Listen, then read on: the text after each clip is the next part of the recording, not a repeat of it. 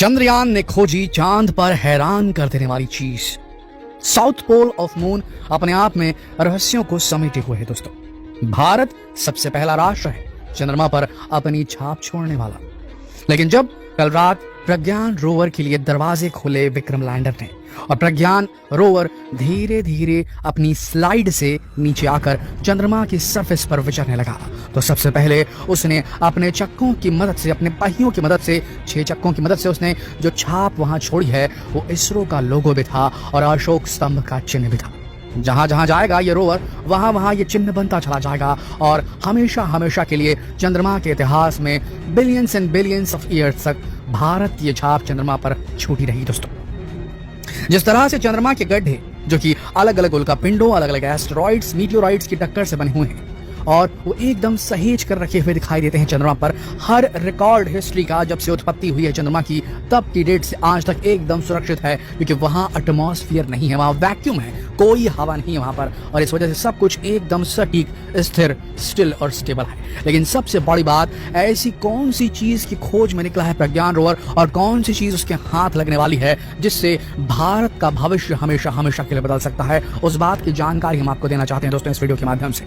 सबसे पहली चीज वहां जो मिलने की 101% चांसेस है और बहुतायत में अगर मिला तो ये भारत के लिए जबरदस्त इंफॉर्मेशन हो सकती है। उसके बाद या तो भारत किसी दूसरे एडवांस कंट्री के साथ में जो है एक कोलैबोरेशन करे वहां खनन करने के लिए, या तो खुद ही कोई मिशन भेजकर काम शुरू करे। वो पहली चीज है सिलिकॉन। जी हाँ दोस्तों, ये सिलिकॉन वेफर्स और सिलिकॉन चिप्स ही होती हैं जो आज की तारीख में क्वांटम कंप्यूटर्स तक को ऑपरेट करने के लिए जरूरी होती हैं। जो नॉर्मल कंप्यूटर्स उनमें सिलिकॉन चिप तो लगती है, सेमीकंडक्टर बनाने के लिए सिलिकॉन कितना महत्वपूर्ण है ये हम सब जानते हैं और आने वाले वक्त में ये इसकी जो शॉर्टेज है वो धरती पर हो सकती है। सिलिकॉन एक बेहतरीन चीज है सेमीकंडक्टर बनाने के लिए और इसकी बेहद जरूरत है धरती पर। ये एक ऐसी चीज है जो 101% वहां मिलने ही वाली है जो प्रज्ञान खोजेगा, क्योंकि वो इलाका जो साउथ पोल का है वहां पर कुछ वैल्यूबल चीजों का कंसंट्रेशन ज्यादा मात्रा में। देखिए सिलिकॉन जो है वो धरती पर भी मौजूद है लेकिन बहुत कम मात्रा में इधर उधर स्कैटर्ड है, छितराया हुआ है।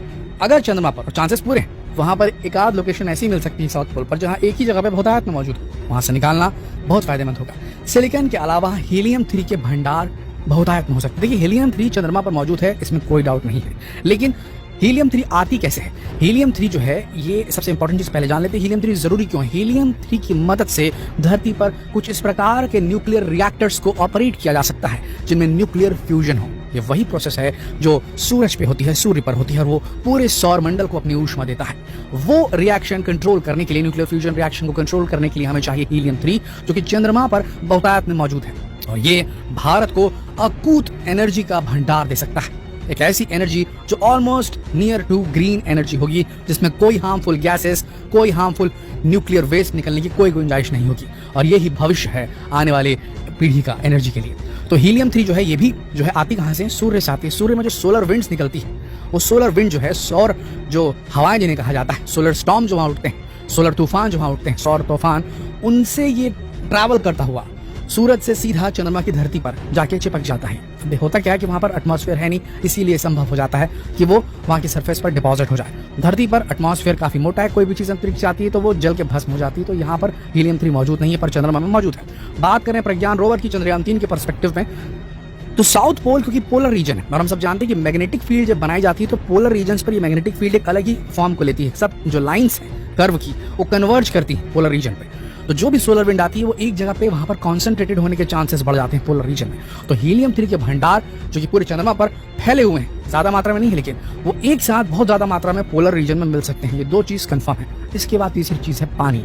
इन तीनों चीजों के अलावा टाइटेनियम, गोल्ड और सिल्वर भी मिल सकता है। तो इंतजार चल रहा है। आपको बता दें प्रज्ञान रोवर 1 सेकंड में 1 सेंटीमीटर मूव करेगा और विक्रम लैंडर के आधा किलोमीटर के रेडियस में वो ऑपरेट करेगा, समझ रहे हैं? और आधा किलो के रेडियस में जो ऑपरेट करेगा वहां बहुत सारी चीजें मिलने की गुंजाइश है।